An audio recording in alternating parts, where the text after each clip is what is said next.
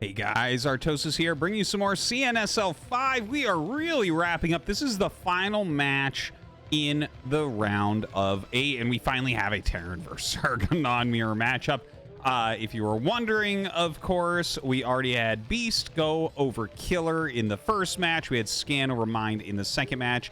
The third match, unfortunately, could not be played. Yabsab had something personal come up, and Yabsab was thus disqualified. Yoon awaits the winner of this match, which is Ample in our top right, our Terran player, a very aggressive Terran versus Protoss expert, going up against ZeLoT in the bottom left, the most aggressive pro gamer in the world currently. Absolutely a phenomenally aggressive Zerg. So, yeah, this should be a really fun one because of that, I think. Ample's pretty aggressive in Terran versus Zerg as well. He was actually, there was like some funny nickname he had, like Whirlwind Terran or something like that. Or like, I forget exactly. Maybe it was like, it had something to do with speed, because his Terran vs. Zerg for a long time was literally him just stimming across the map to try to break you right before your Sunkens are ready, which can be a good strat until people know that you do it. And then it's like, okay, well, some extra lings, your medics are far away from your bio, you lose everything, right? Like, that's not what you want.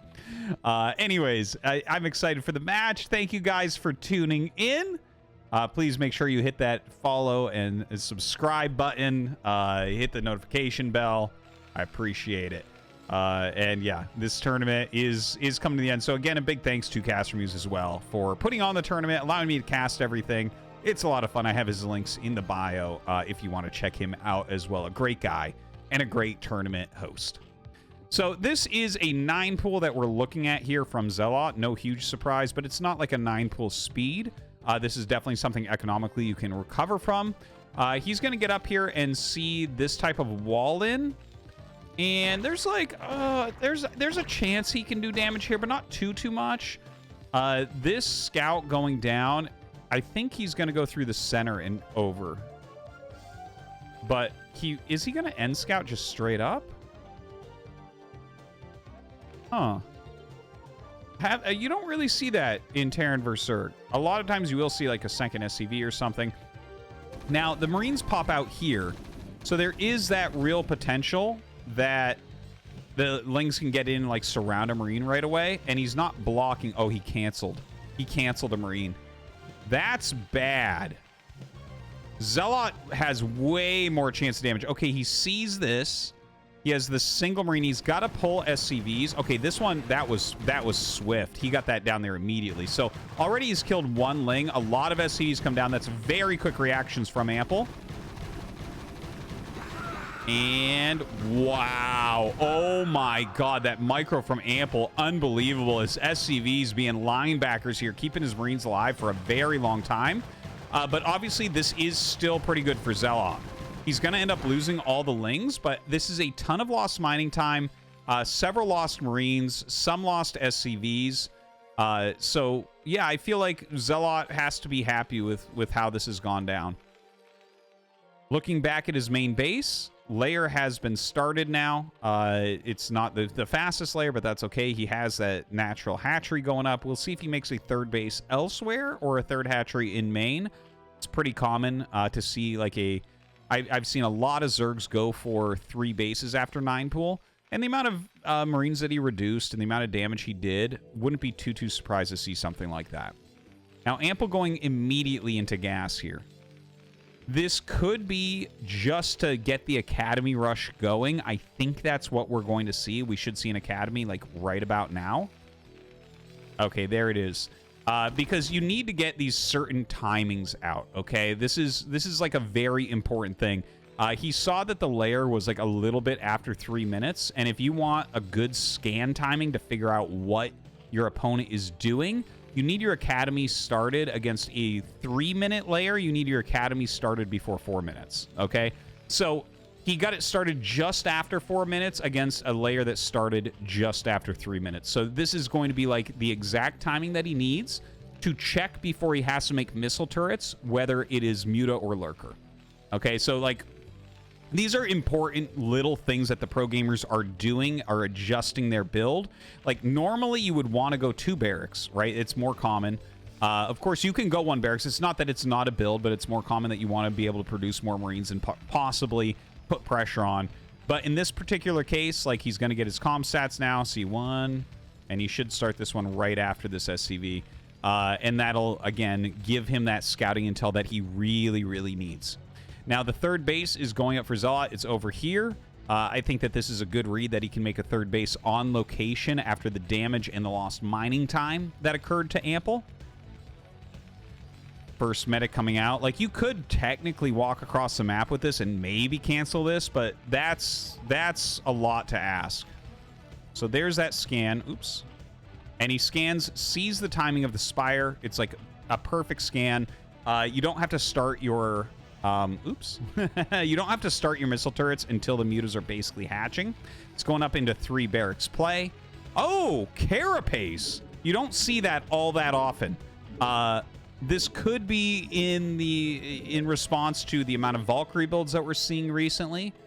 Yeah, this is rare right now. Most players, especially aggressive players, go for the +1 attack, but the +1 armor, I like to call them battle mutas, because when they get the +1 armor, they actually can kind of sit and fight the Marines a little bit better in the center of the map. You know, you see those engagements quite often if you watch a lot of StarCraft, where like mutas and lings are being built up, and Marines and medics are being built up, and if the Marines and medics are far enough out, you know eventually there's going to come a time where the mutas actually sit and fight them.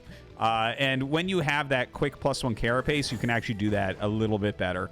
Rather than just hit and run techniques. Anyways, the mutas fly in. He's got his turrets in time. Everything seems to be going okay for Ample after kind of a rocky start. He's got good missile turrets. Just utilizing a bunker here for now. When range finishes, this will add a little bit of damage to the mutas, although, you know, they can still harass these bunkers reasonably well. Back at home for ZeLoT. Nothing out of the ordinary, just producing Mutalisks only with a few drones here and there, getting that third gas up. Definitely looks like he wants to take this very aggressive stance. I mean, that's just how he plays, right? Like, this is not really a Defiler rushing type of guy. This is, let's do damage with Mutalisks guy. Let's Guardian rush type of guy. Let's, you know, harass with mutas while making 8 lurkers and then run it into your natural type of guy. And in fact, he takes out both of the depots. That's actually, I really like seeing that, because you don't see the pros do that as much. They generally look for damage elsewhere, but he's just adding any damage he can. You can see a pretty big supply block, 2 more depots on the way for Ample, so it's not the end of the world. And he wasn't losing like SCVs or Marines and medics during that, so, you know, the depots are more replaceable in a lot of ways. More turrets are going up. I like that he has a 4th turret here. Honestly, I think he needs more turrets than he's got. Like, this isn't that well defended up here. This is really good. This is very solid. He's got good Marines and a 2nd turret going up there. He's actually going into double starport now.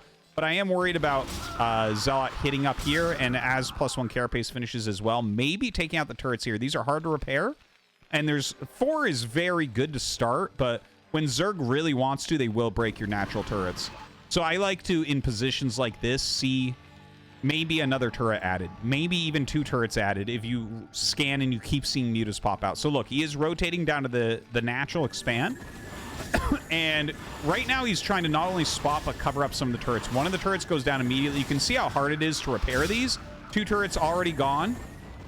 And it's like, you don't know for sure if he's going to sit here while he does in this case, because he has the factory floating. But can you remake those turrets? Sometimes the mutas just swoop in and kill off the SCVs that are making new ones. It's going to take out yet another turret. These mutas doing some serious work right now. +1 armor is started for the Marines, by the way. Marines trying to come down to stop these Mutalisks, but it is a tall order indeed. One thing to mention is that even though we see this damage being done, Ample has very healthy SCVs. Like, there actually hasn't been damage to his economy. Yeah, he lost a couple depots. He's lost some Marines and medics. We've definitely heard them die. We've seen a few SCVs go down, but not too many, and then some missile turrets. But like 47 SCVs is very, very, very healthy as far as an economy. So he can easily support the 2 starport Valkyries, adding 2 more racks. So he's actually going like super heavily anti-Mutalisk right now. Back at home, oh my god, the Greater Spire already on the way. He's getting Hydralisk speed, so this is going to be Guardian plus Hydralisk all in, basically, right? And I gotta tell you, it's very, very strong, and he's probably the world's best player at this strategy. And look at this. The Valkyries come out, but he just stands and fights. You can see the difference that +1 armor can make in these situations. Although he's taken a lot of damage, these damage mutas are going to want to turn into Guardians as he... Oh, God. Oh, God. Oh, God. He loses like 4 or 5 for free there. He just had them to the side because they were injured. He swapped them out with his main group. Those are normally the ones you want to turn into Guardians because they're going to regain your health. But as is, okay, he is going to pick off another Valkyrie. The Muta's still doing a good job on the harassment. Almost now, almost done on that Greater Spire. I think ZeLoT is going to be able to run over Ample. Like, Ample, he's producing very well and making more Valkyries, and he has picked off more Mutalisks than I thought he would. But I don't think he's going to have the critical mass that he needs. We have a lot of Hydras being joined in, and Hydras against 1/1 Marine Medic won't do that well, but these will target down the Valkyries very well. Once the Valkyries shoot, they can't move for like the longest time of any unit in the game. It's kind of insane how long their attack animation is. So as soon as you attack with them, Hydras can power them down. If the Hydras are in range, of course. You see right now, though, Ample running around, picking off Overlords. He's being very aggressive, clearing as much as he can. We have the first Guardians popping out. 5 Guardians now exist. Look at this. Oh, my God. And you can see, right, as soon as they attack, the Hydras power them down. So the Valkyrie's pulling back with the Marines and Medics. There's just not that many Marines and Medics. And the Guardians with insane armor. Look at that. 3 armor. Very hard to kill off here. Plus 0 Valkyries. It is a tough situation. He brings up the Valkyries to try to kill more Morphing Guardians. The bio coming from the other side, but look at this push right now. The push getting rid of pretty much everything that Ample has. Is he going to be able to hold on here? I don't think so. He just doesn't have enough units. Like, honestly, the Hydras alone can almost kill him. And with this command center going down, I think we're very close to the end of the game. Loses the command center, running SCVs away. The Guardians just adding so much value, so much damage. Such a difficult thing to end up dealing with. And, oh, God, he is going to be able to hit these very low health Morphing Guardians. So the Valkyries do some great work right there. But he needs to get up here and clear this immediately. The Marines popping out one at a time don't have any chance right now. This bio has to come up here. It has to make the difference. 3 Valkyries coming in, trying to deal some damage here to that Guardian Swarm. I tell you, he is very good at this build. I've actually played against ZeLoT doing this build a lot of times. It is incredibly strong. And you can see, while he's going to get cleaned up finally, he has dealt a lot of damage. There's no command center. If there was an additional command center, I would actually give Ample I would actually say that Ample's going to win. I kid you not, because this build that ZeLoT has done is pretty darn all in. You're not getting any upgrades for your Hydras. You're not getting any additional upgrades for the Mutas. And even if you were, they're being countered by Valkyries. But this is so low economy for Ample having just the 1 command center that I think you're fine. Oh, God, and you went Lurker. I actually didn't even realize that. Well, I mean, obviously you can't beat Lurker. You have 1 scan, no science facility. Like, you get to scan the Lurkers 1 time. That's it. And you don't even have enough bio to kill all this anyways. The Hydra Lurker itself can just attack, move, and kill this. So it's a tough situation. He's popping out more Valkyries. He's assuming now he sees the Lurkers. Oh, boy, that's not what you want to see. Let's see that micro Ample. Picks off 1 before the burrow. Backs up, backs up. Gonna lose maybe a couple Marines. Not too bad, though. Don't forget, he does have 1/1 upgrades against 0/0, so that is a big deal.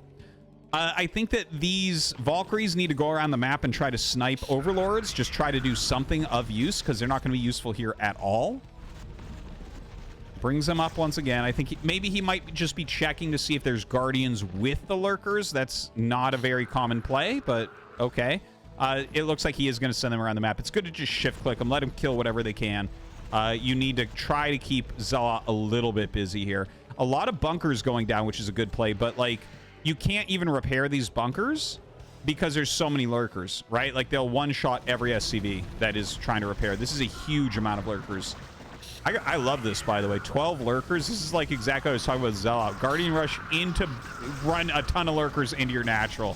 This guy with the killer instinct, with the build orders, with the execution, going to run up here and just pop absolutely everything. Ample knows at this point that he is dead. No time to get a siege tank out.